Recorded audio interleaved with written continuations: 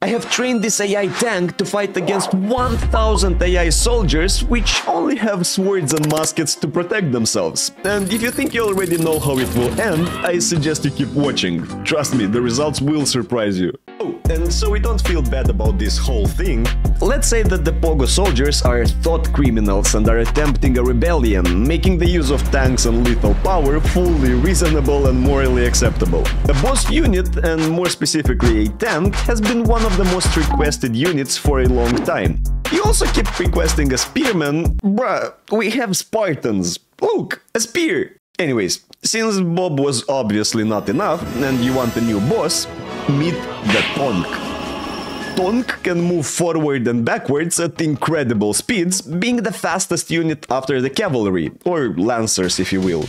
It can also rotate left and right, but most importantly, TONK can shoot explosive projectiles that will annihilate all life in a 5-meter radius. Well, almost all life, but we'll get to that later. Also, not a lot of people know this little tank secret, but if you look closely right here, you might notice something interesting.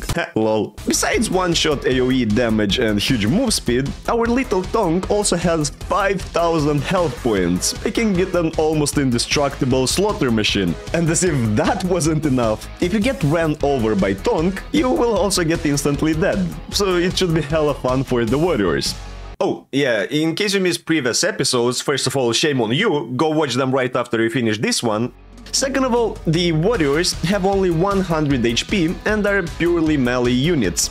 Unlike TONK, warriors can move in any direction, including left, right, and even diagonally. Yes, diagonally. Warrior's primary ability is a sword slash. It deals damage to all targets in a radius in front, but they also have a secondary ability, a shield block that allows the warrior to block any incoming damage in front of himself, and which might or may not end up in some weird results later on, so keep watching.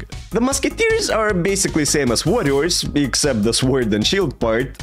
Well, now that I think about it, the only similarity is their movement, but who's counting? 1, 2, 3. Nah, for real, who the hell is counting? Sorry. I first started training one TONK against 100 musketeer thought criminals on the destroyed city map. This is a rebellion after all, remember? So don't feel bad for any of them. I'm training with 100 soldiers, so my PC doesn't melt, but should still give us a good training result for the finals where we'll have 1000 soldiers against TONK. At the beginning it was pure chaos, musketeers friendly firing at each other and the TONK spinning like a Beyblade on the same spot while randomly firing in different directions. Soon after, the Beyblade realized it is out of reach, so it started spinning closer to its target. Bruh, just imagine you're in the trenches and all of a sudden you see this mad lad spinning towards you. Scary stuff.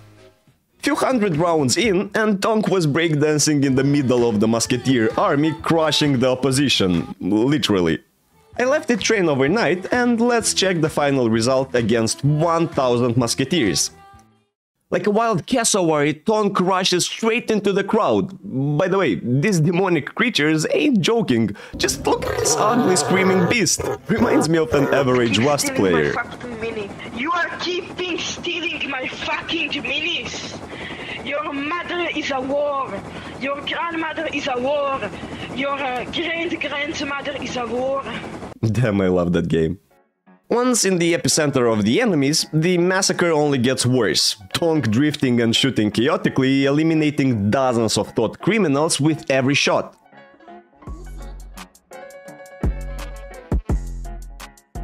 Gotta mention that our little peacekeeper is also getting significant damage, being down to almost half HP.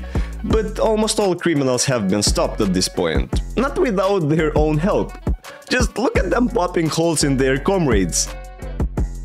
Sick people, that's why they must be stopped. It wasn't too long until only one brave survivor was left, and the TUNK won. Seeing all the suffering these pogos had to go through, I started thinking of what any sane person in my position would think. How can I make them suffer even more? If the only thing they have is their musket, how can I make them even more miserable? Easy, take away their guns. I need more bullets! So I started training once again, 1 TONK versus 100 soldiers, but against warriors this time. Dudes have only a sword and a shield, what can they do against a f***ing tank? Right? Wrong. First, this idiot completely ignored the warriors and kept on drifting at his base, which, while fun, isn't really the result I was looking for. So I solved it the way I know the best. I increased the punishment for spinning, lol. It seemed to be working, the TONK was doing its TONK things, but soon enough these motherfuckers realized that their shield block gives them immunity from any kind of damage as long as the damage dealer is right in front of them, resulting in them not only blocking the entire tank by sitting in its path, not only blocking the explosive projectiles that hit them, but they could even block the projectiles that exploded right behind them. That last thing works because, as I said, the damage dealer has to be in front of the warrior, and in this case the damage dealer is the TONK and not the projectile, lol. Anyways, after a few hours of training, I ended up with this coward TONK that was bullied left and right by the warriors, running across the entire map in desperate attempts to survive. Well, let's see the final results against 1000 warriors. It looks just like a huge ant colony, and what is quite interesting is the fact that only a small part of the warriors charged towards the TONK, while the main chunk tried fleeing the battlefield and bonking into our walls of death.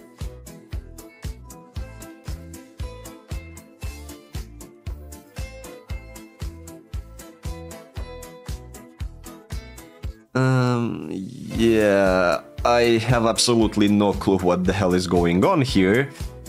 But that's fine, it's fine. I'm not even mad that the 62-tone death machine was dominated by a bunch of sword-wielding freaks. Alright, so if the Musketeers stood no chance against TONK, and TONK stood no chance against the Warriors, we can balance them out by creating a mixed and diverse team. I have trained them for about 20 hours, and here is the final result with 1000 soldiers. Oh, sorry, just one second. Have you noticed that TONK has something written on it? Well, these are the legendary people that are supporting me on Patreon. Hurricane LCU, Spartan King, Andre Svark, Get Pandon, Leonard Averit, Red Nugget, and Alice Easter. Thank you. From the get-go, we can see the warriors advancing forward towards the TONK, while the Musketeers are covering them from behind. Well, if you call getting shot in the back of your head being covered. TONK gets close to the warrior cluster and starts spinning wildly, which actually makes a lot of sense. It realized it can run his enemies over, but doing it bluntly will result in damages, so through drifting, TONK is able to eliminate opponents while quickly retracting away so he doesn't get hit. Impressive! What's even more impressive is how efficient this strategy proves to be. TONK is mowing the thought criminals, leaving only 200 soldiers alive. Well, I guess we should give some credits to the Musketeers as well. These guys also played a substantial role in reducing their own numbers. At this point, TONK is spreading managed democracy within enemy lines, hunting down the remaining opposition and securing the win. But not without some more drifting, of course.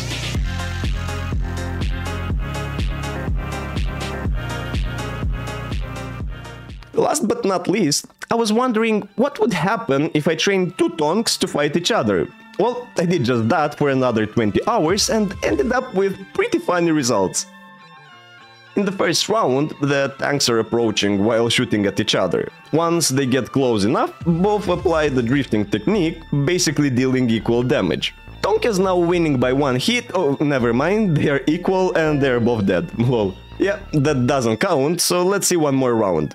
This time, both TONK and TUNK are being more cautious. TUNK barely evades getting shot, but then turns around and scores the first hit, securing the lead. TONK is trying to run away and almost gets shot once again. It catches yet another projectile, but turns around to return the favor, scoring his first hit. Yay! TUNK is obviously winning so far, and they both get close enough to use the drifting technique. Since drifting into each other deals same damage to both of them, and TONK is losing by 1000 HP, I'm not sure what it can do to win this exchange. Yep, definitely not like this. TONK gets hit once again while missing most of its shots. TUNK won't let TONK leave now, and yep, as expected, TUNK secures the victory and is left with exactly 1000 HP. Nice! That's it for this video. Make sure to check out other videos from the epic AI War series, like this one, where I train Musketeers to fight against hordes of zombies. Bye.